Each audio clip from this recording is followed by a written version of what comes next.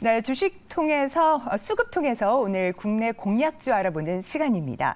네, 오늘은 이성웅 다올투자증권 영업부 차장님 함께 주셨습니다. 어서 오십시오. 네, 안녕하십니까? 네, 앞서서 미국 주식 가이드 시간에 워딩턴 인더스트리즈에 대해서 알아봤습니다. 철강 기업인데요. 국내 철강 기업 중에서 대항할 만한 종목 뭐가 있을까요, 차장님?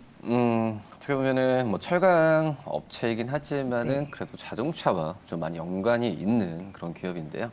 우리나라에서는 이제 현대제철을 가장 좀 근접한 그런 종목인 것 같아요. 본다고 하더라도 이 자동차용 강판 쪽에 가장 큰 강점을 좀 갖고 있는 게 바로 이제 현대제철이다라고 좀 볼 수 있겠고, 현대제철이 자동차에 대한 강판에 대한 이 시장에서는 그 전에는 좀 강판에 대한 가격에 대한 인하 부분에 좀 우려스러운 부분이 있었거든요. 하지만 지금 일본 업체가 올해 지금 경쟁사인 일본 업체가 자동차용 강판에 대해서 인상에 대한 부분을 얘기를 하고 있으니까 이런 우려감이 지금 현대제철의 주가적인 수준에서 봤을 때도 이 강판 가격 인하에 대한 우려가 지금 주가에 먼저 반영된 그런 상황인데, 그런 점에서 봤을 때는 이 현대제철의 자동차 강판 어떤 인상 부분에 의한 효과 부분은 이제 슬슬 나타날 가능성이 있다라고 좀 생각이 되고 있고요. 특히 이제 뭐 어떤 판자류 쪽에서의 비중이 60%지만 뭐 봉형각이나 뭐 이 다른 이 철강 쪽에서의 실적 부분을 현대제철이 만회하게 된다고 한다면 참 철강 업종 힘든 시기를 올해 상반기 때도 지금 보내고 있고, 어떤 중국의 양해나 중국의 경기에 대한 그 기대감을 지금 주가 지금 충분히 반영 못하고 있는 상황인데, 현대제철이 그 앞서서 이 부분을 좀 그 선두주자로 나설 가능성도 있지 않을까라고 좀 생각이 되고 있고요. 뭐 철근 생산이나 판매는 국내 제강사 중에서 가장 생산 캐파가 크다라고 좀 볼 수 있거든요. 뭐 그렇기 때문에 현대제철이 살아야 철강 업종이 살아난다라고 좀 생각하시면 될 것 같고요. 추후에 말씀을 또 드리겠지만은 어떤 이 자동차 강판 가격의 인상의 가장 핵심 키포인트라고 판단되고 있어요. 그렇기 때문에 일본의 그 경쟁 업체가 이 일본 이 자동차 업체와의 이 가격에 대한 인상에 대한 플로우를 좀 생각하면서 접근하는 게 맞지 않을까라고 생각이 됩니다. 매수매도 어떻게 접근해 보면 좋을까요?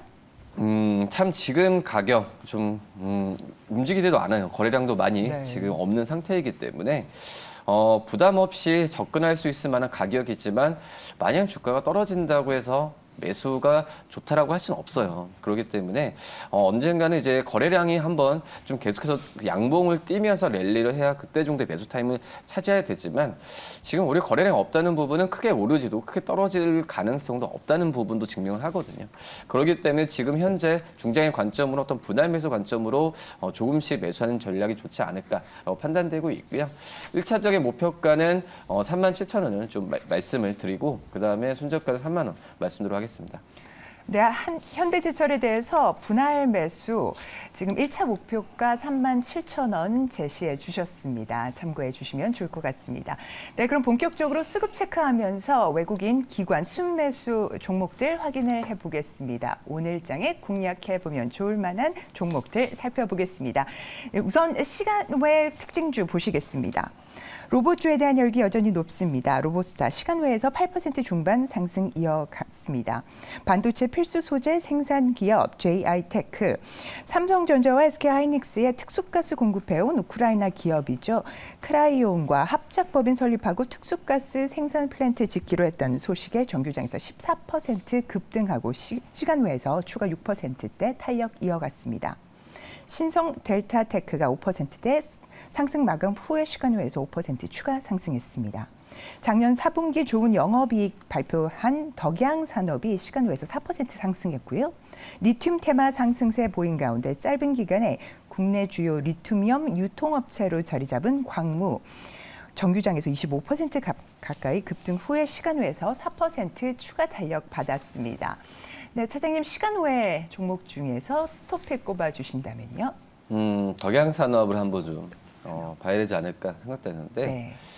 우선 뭐 LG엔솔루션에 대한 투자 부분 때문에 또 전기차가 다시 한번 랠리를 지금 보여주고 있어요. 네. 근데 이제 뭐 덕양산업 같은 경우에는 어떻게 보면은 이 자동차에 대한 내장재 부품을 OEM으로 납품을 하는데 대부분 이제 현대차 그룹이 납품을 하고 있기 때문에 현대차 관련주로도 많이 좀 분류가 되고 있는 상태이고요. 근데 중요한 부분 같은 경우가 작년 4분기 때 실적이 좋았거든요. 근데 이런 이유가 어떤 OEM 제품에 대한 매출 증가보다도 이 신사업 쪽에서의 그 실적이 나와줬기 때문에 이런 호실적을 기록했다라고 말씀드릴 수 있겠고, 근데 뭐 신사업이라는 부분이 어떻게 보면은 이 전기차와 관련된 그런 신사업인데 시장에서는 이 덕양산업에 대한 이 전기차 관련주로서 어떤 부각을 잘 받지 못하는 구조로 좀 가고 있다라고 말씀드릴 수 있겠고요.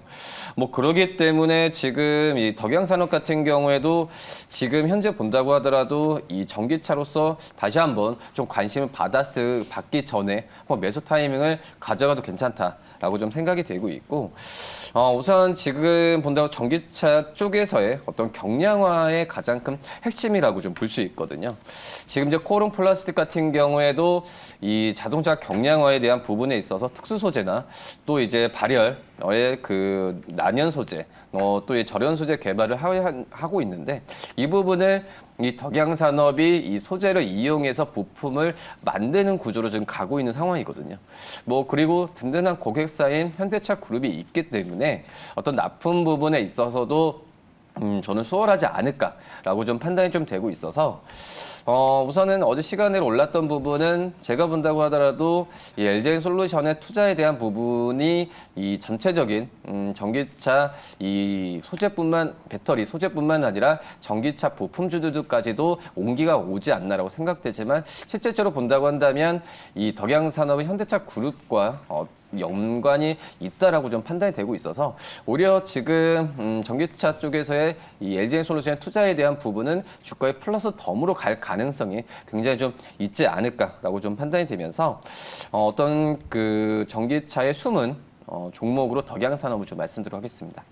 가격 전략 어떻게 접근할까요? 어제 이제 3,085원에 끝났는데요. 네. 1차적인 목표가는 10%로 좀 작겠습니다. 3,400원 말씀을 좀 드리도록 하겠고, 손절가는 2,700원 말씀드리도록 하겠습니다. 숨은 전기차 관련주로 덕양산업 말씀 주셨습니다. 현재 1차 목표가 3,400원으로 제시됐으니까요. 참고해 주시기 바랍니다. 네, 이어서 외국인 기관 순매수 특징주 살펴보도록 하겠습니다. 상반기 중 요르단 정유 플란트, 알제리 플란트 등 수주 결과 기다리고 있는 삼성 엔지니어링 수주 기반 성장 동력에 주목하면서 외국인 15일째 담아가고 있습니다. 외국인의 순매수 11일째 이어진 현대로템 수소 고속 열차 상용화에 박차 가고 있습니다. OLED 패널 적용 디바이스 확대로 디스플레이 업체에 전공정 장비를 공급하는 HB솔루션. 네, 신규 수주 증가 기대감이 높은 가운데 7일째 외국인이 사고 있습니다. 외국인은 6일째, 사모펀드 3일째 인바디 담고 있고요. 서울반도체에 대한 외국인 순매수 5일째 이어가고 있습니다. 기관 순매수 특징주 이어서 보시죠. 휴대폰용 LCD 백라이트 유닛 제조사 이라이콤 기관이 28일째 담고 있습니다. 차기 대표이사 후보가 공식 사퇴한 KT 기관 순매수 13일 연속 이어졌습니다. 최근 공매도 급증으로 주목받았었죠. 주성 엔지니어링 어제장에서 2.6% 상승했습니다. 증권사들의 목표가 상향 이어지는 삼성전기 최근 기관 5일 연속 순매수했습니다. 기관 5일째 사들인 티웨이 항공도 기관 순매수 특징주에 이름 올렸습니다. 네, 차장님 먼저 외국인 특징주 가운데 오늘 장에서 살펴보면 좋을 종목 골라주시죠. HB 솔루션 한번 좀 봐야 될 텐데요. 네.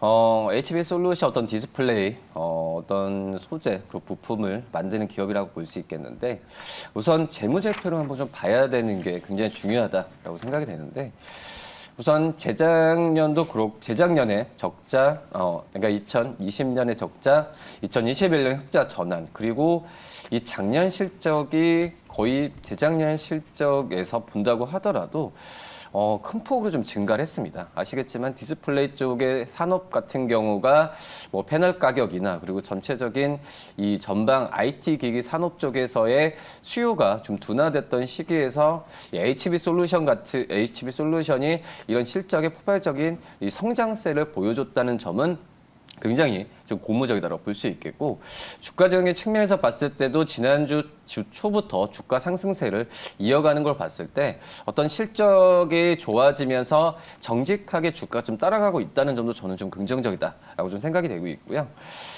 우선은 이 HB 솔루션은 이제 ELB, 그러니까 어떻게 보면 빗셈을 방지하는 이 ELB 장치를 만드는 기업이라고 좀 볼 수 있겠는데, 거의 본다고 하더라도 지금 스마트폰은 그 아이폰 12번째 시리즈부터라고 본다고 하더라도 이 펀치홀 디자인이 상용화가 됐거든요. 이 펀치홀 디자인이라는 부분은 이 스마트폰에 봤을 때 이제 구멍이 다 뚫려져 있잖아요. 그게 바로 펀치홀 디자인인데, 이거에 대한 빗셈을 방지하는 부분을 만드는 게 바로 이제 ELB 장치라고 좀 볼 수 있겠는데요. 우리나라에서는 유일한 어떤 이 기업, 이 ELB 장치를 만들고 거의 글로벌, 전 세계적으로 본다고 하더라도 ELB 장치를 만드는 기업은 바로 이제 HB 솔루션이다라고 볼 수 있겠고요. 뭐 그런 점에서 봤을 때는 이 스마트폰의 이 수요가 둔화된다고 하더라도 이 펀치홀 디자인이 항상 채택이 됐기 때문에 HB 솔루션의 ELB에 대한 수주 부분은 큰 폭으로 늘어났고, 지금 작년 실적이 재작년보다 높은 게 중요한 게 아니라 지금 2024년까지도 봤을 때도, 그러니까 내년까지 이런 수주에 대한 부분 랠리가 이어질 가능성이 크다라는 부분이 있으니까 좀 주가가 먼저 반영이 되고 있다라고 말씀을 드릴 수 있겠고요.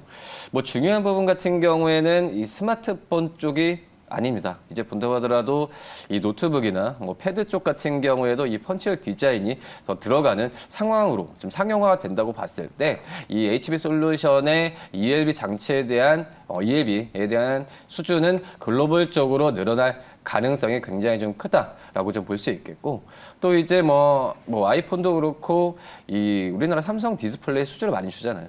그러면서 HB 솔루션의 ELB가 삼성세로 납품하고 이 부분이 애플 쪽으로 간다는 어떤 메커니즘을 봤을 때도 시장에서 기대감을 좀 많이 키우고 있다라고 좀 생각이 되고 있습니다. HP 솔루션에 대한 매도 매수 접근은 어떻게 해봐야 될까요? 뭐 주가가 며칠 지난주에 올랐다고 하더라도 충분히 길게 보면은 모르는 것도 아니에요. 그렇기 때문에 충분히 들어갈 만한 가격이다라고 좀 생각이 좀 되고 있고요.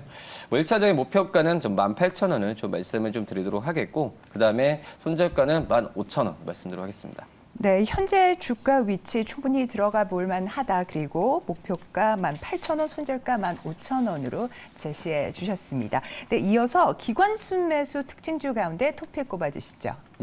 삼성전기 말씀을 드리도록 하겠는데요. 네. 우선 뭐 주가적인 측면에서 다른 대형주들이 떨어지거나 아니면은 잠깐 상승폭을 그렸다가 반납하는 모습을 봤을 때, 이 삼성전기가 작년 10일부터 주가가 큰 폭 상승세도 보여주진 않았습니다. 안정적인 어떤 계단식의 상승세를 보여주고 있는데, 저는 이런 점에서 삼성전기를 들어가는 부분이 참 부담이 없다라고 좀 생각이 되고 있고, 뭐 이렇게 주가가 잘 안 간다라고 표현하기 좀 뭐하지만은 역시 중국 쪽에서의 IT에 대한 수요가 좀 떨어지면서 뭐 스마트폰 쪽도 그렇고 뭐 전체적인 MLCC에 대한 수요 부분이 많이 좀 많이 우려스러운 부분이 주가의 어떤 상승폭 좀 제한했다라고 좀 생각이 되고 있는데, 뭐 하지만은 지금 뭐 리오프닝도 그렇고 특히 이제 뭐 PC 같은 경우에는 항저우 아시안 올림픽에서 e스포츠가 정식 종목으로 지정됐잖아요. 그런 점에서 봤을 때는 이 PC 쪽에서 MLCC에 대한 수요 부분은 중국 쪽에서 일어날 가능성이 굉장히 크다라고 좀 생각이 되고 있고요. 그리고 이제 대규모 업그레이드가 예정이 되어 있는 게 바로 이제 아이폰 15번째 시리즈라고 좀 볼 수 있겠는데, 뭐 이거에 대한 출시 또 대기 수요나 성숙 효과를 봤을 때 항상 이제 그 출시 전에 6개월 전부터 이 관련주들은 상승세를 좀 보였거든요. 지금 이 시기가 맞지 않을까라고 좀 생각이 되고 있고, 그리고 MLCC 같은 경우에도 이 사이클이 한 번 오면 1년 정도는 가거든요. 근데 그 항상 초입 단계에서 먼저 주가 상승폭이 가장 크게 나왔던 게 바로 이제 MLCC 마찬가지고 지금 아시다시피 뭐 사막 콘덴서, 아모텍 시장에서 관심 많이 받고 있는 게 네. 바로 이제 MLCC 관련주거든요. 특히 이제 이 삼성전기가 어떻게 보면은 이제 IT가 아니죠. 이제 전장화 쪽에서의 MLCC가 터져야 돼요. 그래야 이제 주가 상승폭이 나올 가능성이 굉장히 크기 때문에 이 삼성전기에 대한 어떤 MLCC 사이클 초기 진입 단계가 지금이지 않을까라고 좀 생각이 됩니다. 삼성전기 진입 적기일 수 있다라는 말씀 주셨는데요. 가격 전략 부탁드립니다. 증권사는 목표 주가를 벌써 19만 원까지 제시하고 있는 상태예요. 네. 근데 우선 1차적으로 17만 원 말씀을 드리지만 돌파했을 때는 매도가 아니라 추가적인 매수 말씀을 좀 드리도록 하겠고요. 그리고 손절가는 14만 원 말씀드리도록 하겠습니다. 네, 1차 목표가 17만 원 그리고 손절가 14만 원 제시됐습니다. 네, 이렇게 해서 수급 중심으로 전날 시장의 흐름 짚어보고 오셨습니다. 오늘 가격 전략까지 깔끔하게 제시해 주신 이성웅 다울투자증권 차장님 말씀 대단히 감사합니다. 네, 감사합니다.